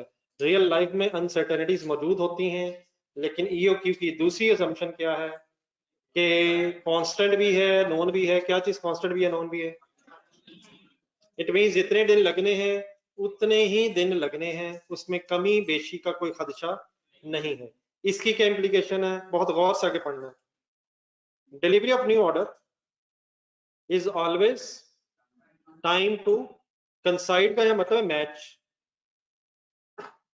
With the running out of inventory. इसको ऐसा समय साथ साथ पढ़िएगा, बात सही साथ समझ लग रहा। Delivery of new order is always time to coincide with running out of stock. यहां तक रुक जाए, क्या चीज किससे मैच कर जाएगी, हाँ जी, इन्वेंट्री का खत्म होना नई डिलीवरी के हाजिर होने से मैच करता है। हम 10 दिन पहले ऑर्डर कर देंगे, 10 दिनों में चीजें इस्तेमाल कर लेंगे, इंशाल्लाह जैसे ही आखिरी यूनिट उठाएंगे ट्रक वाले ने आ जाना, बेल बजा देनी कि ये नहीं आपका स्टॉक आ गया। लेकिन क्या इसमें डिले भी हो सकता है, लेकिन क्या अज्यूम हो रहा है कि इंशाल्लाह डिले नहीं होगा। देयरफॉर आगे पढ़ें, सो द मैक्सिमम इन्वेंट्री, पिछला पेज मीन जो 261 था इसको सादरा देखना पड़ना है। So the maximum inventory kept will be equal to order size. देखें जरा, मैक्सिमम की बात हुई है, पहला ग्राफ देखें मैक्सिमम 12, दूसरा 6, 4, एवरेज कितना, आधा। एवरेज की यहां बात हुई, मैक्सिमम ऑर्डर साइज के बराबर होगा। ब्रैकेट में है, वापिस इधर आके, no extra stock is required. आपको एक यूनिट भी एक्स्ट्रा रखने की जरूरत क्यों नहीं है, क्योंकि उसकी जरूरत नहीं पड़नी। देखिए एक भी एक्स्ट्रा रखेंगे उसकी होल्डिंग कॉस्ट आएगी, तो आपको ऐसे ही पैसे जाया नहीं करने चाहिए। बस कितना यूनिट मैक्सिमम होना चाहिए, जितना नहीं, कितने स्टॉक, कितना मैक्सिमम स्टॉक होना चाहिए, जितना ऑर्डर साइज है उससे ज्यादा नहीं हो रहा है। कितना होना चाहिए, जितना उसका हाफ है। एक भी यूनिट ज्यादा क्यों नहीं होना चाहिए, उसकी होल्डिंग कॉस्ट इंकर होगी ना। एक सेकंड बोर्ड में देखें जरा, अगर अनसर्टेनिटी हो, खदशे हो, लेट आएगा, फिर हो सकता है एहतियातन आप कुछ एक्स्ट्रा स्टॉक रखें। ये देखिए मैंने ये लाइन कैसे बना दी, सपोज आपको खदशा है ये आगे पीछे हो जाना स्टॉक, तो आपने सपोज 1000 यूनिट्स मेंटेन रखे हैं। मैं भी थोड़ी देर पहले जब ग्राफ बना रहा था तो मेरा जो ग्राफ था मैं उसे पूरा पहले 0 पे लाता था, ये 6000 जो था मैं 0 पे आ रहा था फिर ऊपर जा रहा था। ये 0 पे क्यों आ रहे थे, तभी आ सकते हैं अगर लीड टाइम कांस्टेंट होगा। लेकिन अगर लीड टाइम कांस्टेंट नोन नहीं है, चेंजेस हो सकती हैं और फिर भी आप चाहते हैं स्टॉक आउट ना हो, हिम्मत हिम्मत हिम्मत, फिर भी चाहते हैं स्टॉक आउट ना हो, तो अब आपको अपना स्टॉक कितना रखना चाहिए?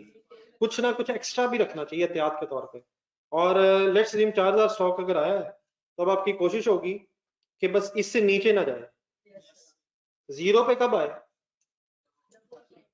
अगर for example lead time constant है, वरना कहां तक आए और दोबारा ऊपर चला जाए? बस 1000 तक आए और दोबारा ऊपर चले जाए, और 1000 सिर्फ तभी इस्तेमाल हो अगर कभी जरूरत पड़ जाए।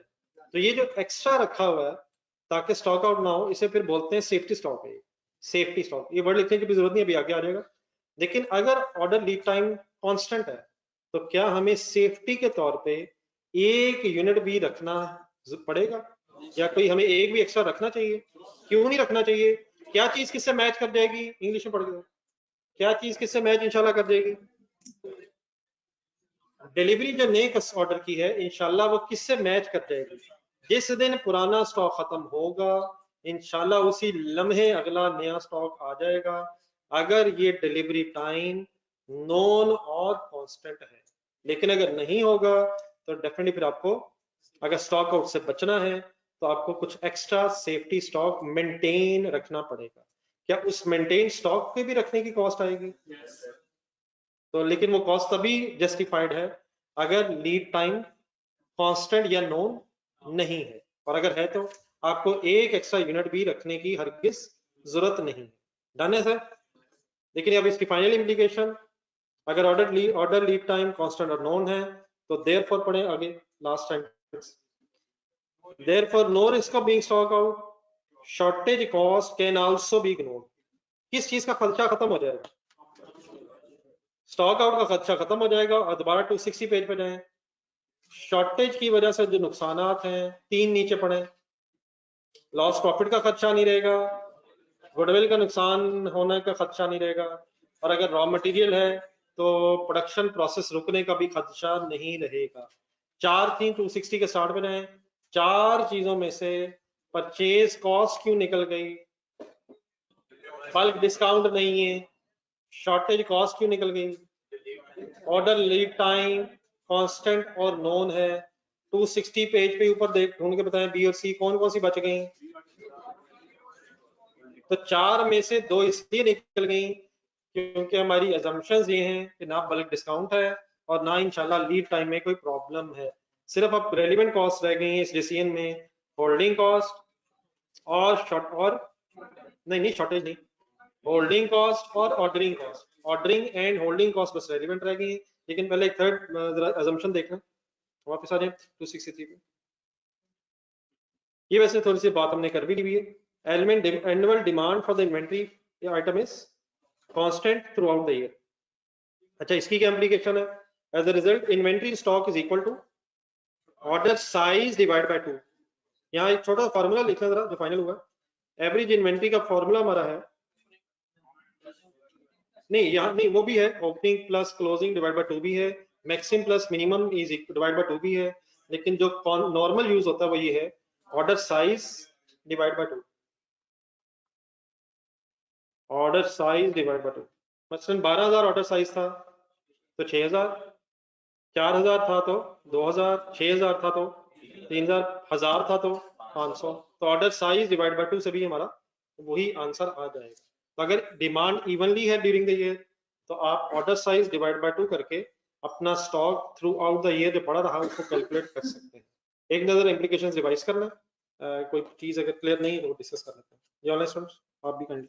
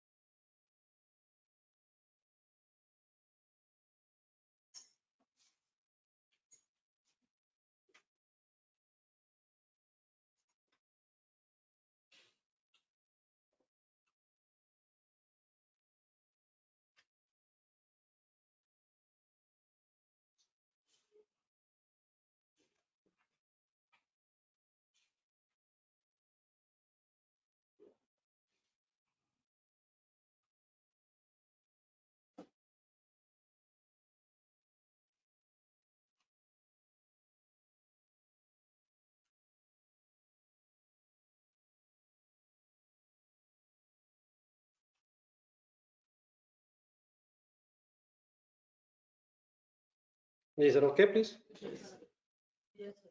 इतने गौर से पढ़ने लोग मोबाइल से। जी सर, टेबल के नीचे आने से। आफ्टर ऑल दिस बहस, 4 चीजों में से कौन कौन सी चीजें हम इस डिसीजन में रेलिवेंट होंगी? सोच के बताइएगा किस डिसीजन में। नहीं, वो जरा अपनी वर्ड्स में जरा, आपको क्या समझ अभी तक आई है ईओक्यू के हवाले से? ऑर्डर कितने यूनिट्स का करें, ये फैसला करते हुए परचेज प्राइस और शॉर्टेज कॉस्ट ये रेलिवेंट हो गई। अब 2 चीजें रह गई, ऑर्डरिंग कॉस्ट और holding cost. The next line जरा पढ़ें। As a result of above assumptions, the relevant costs are annual holding cost per unit per annum. ऐसे डरिएगा नहीं, अभी बात हो जाएगी पूरी, इसको अंडरलाइन करना पूरा। एनुअल होल्डिंग कॉस्ट, एक यूनिट को पूरा साल रखने की holding cost, and annual ordering cost. बाकी वो मैं अभी फिगर से समझाता हूँ। देन सर उसके बाद 2 चीजें और पढ़ लें जरा। ईओक्यू लेवल पे 2 काम होंगे। ये फॉर्मूला सेट ऐसे हुआ हुआ है कि number 1, annual ordering cost carrying cost के बराबर होगी। ये मैं फिगर से अभी समझाऊंगा। और नंबर 2 इंपॉर्टेंट चीज जो है, सम, इन दोनों का सम, किन दोनों का सम? एनुअल ऑर्डरिंग और एनुअल कैरिंग कॉस्ट का जो सम है, ये इंशाल्लाह मिनिमम होगा। ये होना तो है, लेकिन एज एन अकाउंटेंट हमारी ख्वाहिश क्या होगी कि ये खर्चा कम से कम हो। तो जिस लेवल पे खर्चा कम से कम होगा, वो भी आप देखिएगा कि आपके सामने आएगा कि ईओक्यू लेवल पे ही खर्चा कम से कम होता है। फार्मूला एक देख लें, फिर उसको भी अप्लाई करते हैं। फिलहाल आपने सिंपली फार्मूला याद करना है। फार्मूला क्या लिखा हुआ है? ईओक्यू इज इक्वल टू, अब ये मेरे ख्याल सीओ डी यू वगैरह पढ़ के फायदा कोई नहीं, नीचे इसकी जरा एक्सप्लेनेशन देखें, बोलने पूरा लिखते हुए टाइम बचा लेते हैं। 2 मल्टीप्लाइड बाय अंडर रूट 7, ठीक है, वो under root 2 multiplied by cost per order multiplied by annual demand divide by cost holding 1 unit of inventory per annum. ये पूरा बोला करें, एक दो दोबारा बोल दें। कॉस्ट ऑफ, पूरा फार्मूला जरा with figure amount with words बोल दें जरा। 2 multiplied by cost per order multiplied by annual demand or divided by cost of holding 1 unit per 1 year per 1 annum per annum। हाँ, इधर इसको अप्लाई करते हैं। थोड़ा डाटा नीचे एग्जांपल का। एनुअल रिक्वायरमेंट दी हुई है, कॉस्ट पर यूनिट दी हुई है, कॉस्ट पर ऑर्डर दी हुई है, और carrying cost per unit per annum दी हुई। क्या गिवन है सर? क्या क्या गिवन हुआ है? एनुअल रिक्वायरमेंट कितनी है जी? 80,000। कॉस्ट पर यूनिट कितनी है? 6,000। कॉस्ट पर ऑर्डर कितनी है? 1200। Carrying cost per unit per annum है 50% of the cost price. Formula बोलें 3 2 मल्टीप्लाइड बाय, फिगर्स जोड़े 1200 multiplied by 80,000 divide by 50% of cost price का। उसने कॉस्ट प्राइस 6 रुपए है, 50% का मतलब 6 का 30 50% मीन्स 3 रुपया holding cost per unit per annum है। कैलकुलेटर अलाउड है, सॉल्व करें जी। ऑनलाइन स्टूडेंट्स कर लिया, आपको आंसर आना चाहिए। और यार आंसर बता दें, 1 जीरो कम करके बोल दिया यार, कमाल हो गई है। 8,000 का सही मीनिंग बताएं। इकोनॉमिक ऑर्डर क्वांटिटी का मीनिंग जहन में रख के बताएं 8,000 क्या है। हमारी ये वर्किंग कहती है कि अगर 8,000 करके 10 दफा 80,000 मंगवाया जाए, टोटल मंगवाना कितना है? 80,000। लेकिन 8,000 का अगर करके मंगवाया जाए तो इंशाल्लाह खर्चा कम से कम आएगा। लेकिन अभी वो डेफिनेटली मैं आपके सामने वर्किंग रखता हूँ कि ये वाकई आएगा भी या नहीं। लेकिन ये ईओक्यू बता ही रहा है कि ऑर्डर साइज 8,000 यूनिट्स होना चाहिए। यहां तक लिखा है, रजिस्टर खोलें, 1 2 वर्किंग्स फिर आपने आगे मेरे साथ करनी है। अब ये रजिस्टर पे लिखिएगा। मेरा रजिस्टर नहीं यार, जरा खुद ही ले ले यार।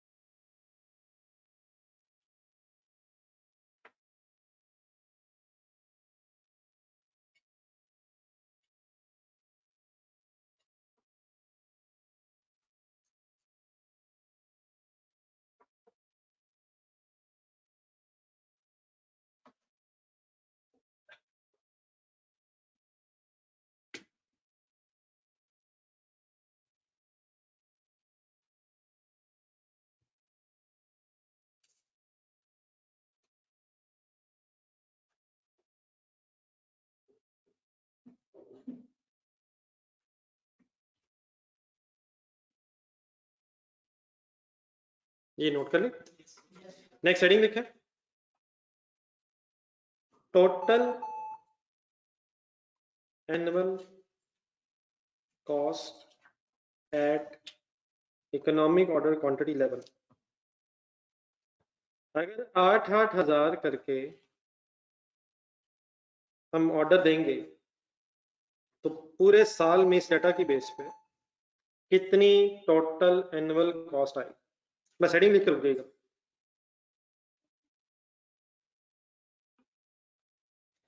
सबसे पहले आपने सोच के बताना है पूरे साल की रिक्वायरमेंट खरीदने पे एनुअल परचेज कॉस्ट क्या आएगी, कैसे वर्किंग करो।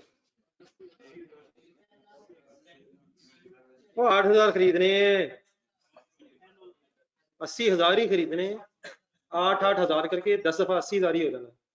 तो 80,000 खरीदेंगे अगर आप, 80,000 रिक्वायर्ड है, मल्टीप्लाइड बाय 6 रुपए, तो 4,80,000 रुपए का तो इधर खर्चा हो जाएगा।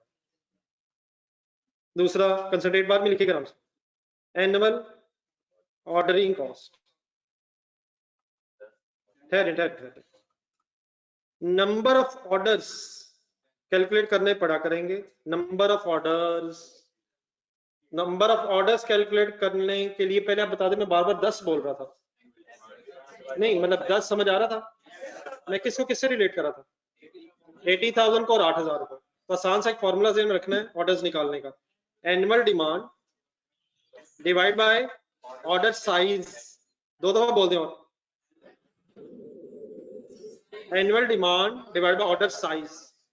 यहां से ऑर्डर्स आ जाएंगे और दोबारा लिखने की जरूरत नहीं है, स्ट्रेट पे मल्टीप्लाइड बाय 1200 ढूंढे कहीं, cost per order 10 into 1200, obviously 12,000 रुपया एनुअल ऑर्डरिंग कॉस्ट आ जाएगी। यहां तक डन है जी। तीसरा काम सुने पहले, एनुअल होल्डिंग कॉस्ट। क्या अगर 8,000 करके मंगवाएंगे तो कुछ यूनिट्स को होल्ड भी करना पड़ेगा। कितने यूनिट्स को through out the year hold करना पड़ता है, ये अभी हमने वर्किंग की हुई है। एवरेज यूनिट्स को through out the year hold करना पड़ता है। क्या 80,000 पूरा साल रहेंगे, क्या 8,000 पूरा साल रहेंगे, 8,000 के आधे पूरा साल रहेंगे। Order size divide by 2। तो what is the formula to calculate कितना स्टॉक एवरेज होगा, ऑर्डर साइज डिवाइड बाय 2। छोटी छोटी चीजें ध्यान रखनी है। What is the way to get what is the way to get every stock, order size divide by 2, यकीनन 4,000 बनता है, और मल्टीप्लाइड बाय क्या होना है, cost of holding 1 unit per annum ढूंढे। और छः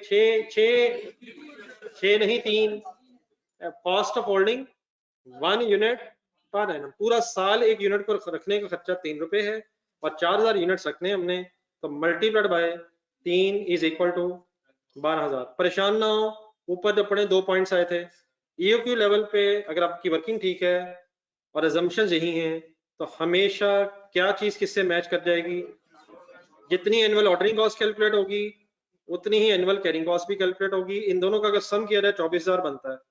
क्या ये मिनिमम भी है, ये अभी आपको नहीं पता, वो जब हम इसका कंपैरिजन करेंगे तो पता चलेगा। पहली चीज क्या फाइनल हुई है, किस लेवल पे क्या किसके बराबर होता है, और दूसरा पॉइंट लिखा होता है इनका सम मिनिमम होता है। ये डेफिनेटली अभी उन्हें फर्दर एक्सप्लेन करना है। यहाँ तक मुझे ये बता दें, अगर 4,80,000 में 24,000 ऐड किया जाए तो टोटल एनुअल कॉस्ट हो जाएगी 5,04,000। नोट करेंगे, फिर बाकी मैं वो प्रूव इंशाल्लाह अभी बाद में आपके सामने करता हूँ कि क्या ये वाकई मिनिमम है ही नहीं है।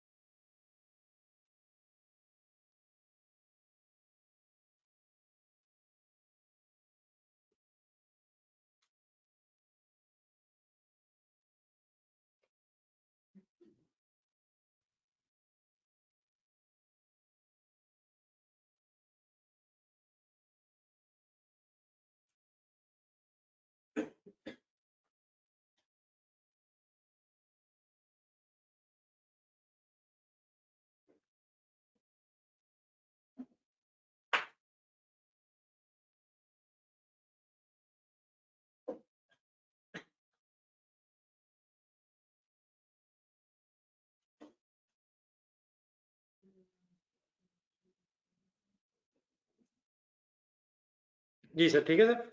बाकी अभी इधर मुझे टाइम चाहिए तो इंशाल्लाह कल यहीं से डिस्कशन स्टार्ट करेंगे। घर के लिए इस तरह करें,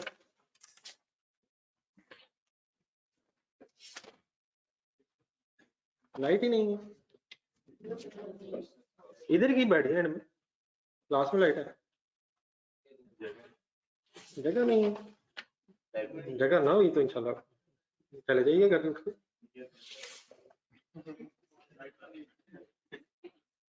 क्या असल मसला ये तो नहीं तो नहीं सर, इंशाल्लाह टाइम निकल आएगा। अपना मिशन अब ज़हन में रखें ना। पेज नंबर 362 निकला,